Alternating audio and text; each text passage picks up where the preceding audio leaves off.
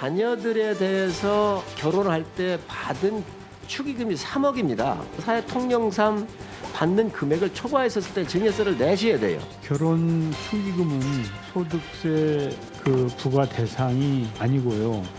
혹시 그걸 누구한테 증여했다든지 할 때 대상이 되는 겁니다.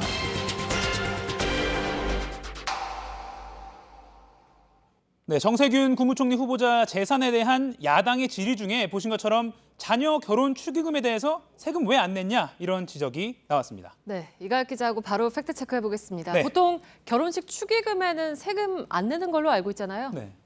어제 나온 발언을 다시 한번 좀 보여드리면요. 네. 뭐 증여세, 소득세, 세금 이런 말들이 좀 혼재돼서 계속 나오다 보니까 네. 이걸 뭐 청문회를 지켜보신 분들 또는 뭐 기사로 접한 시민들 입장에서는 원래 이거 내야 되는 거였나? 네. 이렇게 좀 혼란스럽다는 반응이 나왔습니다. 그런데 축의금, 이 무상으로 재산을 주고받는 거니까 형식적으로는 증여라고 할 수 있습니다. 그렇다고 증여세 내야 하느냐? 아닙니다.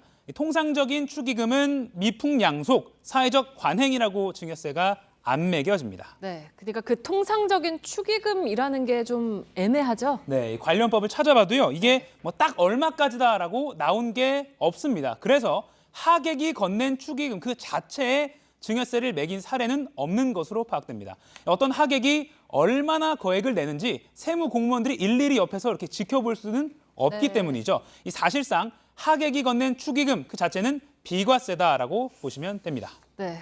그래도 3억 원은 좀 통상적으로 큰 액수 아니냐 이런 의견도 있잖아요. 네, 근데 이 법에서요, 이 통념상 인정되는 금액 이건 축의금의 총액이 아니라 어제 청문회에서 나온 3억은 총액이잖아요. 네. 총액이 아니라 하객들이 각자 낸 액수로 각각 따집니다. 돈을 준 사람을 기준으로 볼 때 얼마나 큰 돈을 증여했느냐로 본다는 것이죠. 네. 이런 개별적인 사례가 아니라 총액만을 근거로 문제 제기하는 것은 정확하지 않은 겁니다.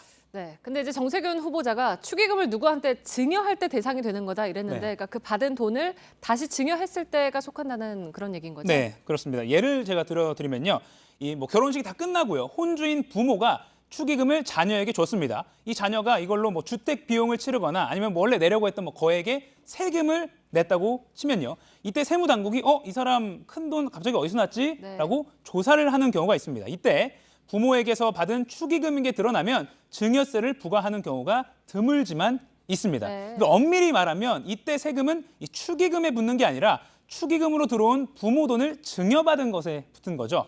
어제 청문회에서 나온 이 지적과는 좀 구분되는 경우입니다. 네. 그러니까 기본적으로는 축의금을 부모의 돈이다라고 본다는 거죠. 네, 이 판례에 따르면요, 일단 축의금은 하객들이 혼주인 부모들의 이 경제적인 부담을 줄여주기 위해서 부모에게 주는 것이다 이렇게 봅니다. 네. 그래서 이걸 받아다 쓰다가 세금을 부과받은 자녀들이 이 조세 심판 과정에서요, 이 부모한테 받은 건 맞는데 뭐 요 액수만큼은 내 앞으로 들어온 축의금이다라고 증거를 대고 그걸 인정받으면 그 액수만큼은 세금을 제외받을 수도 있습니다. 정리하면 이 축의금 세금 문제는 과거 뭐 장대환 총리 후보자 등 뭐 청문회 여러 청문회에서 나오는 단골 사안이긴 한데요. 설명을 드린 것처럼 모호한 그 특성 때문에 입증이 어렵습니다. 네. 잘 들었습니다. 팩트체크 이가혁 기자였습니다.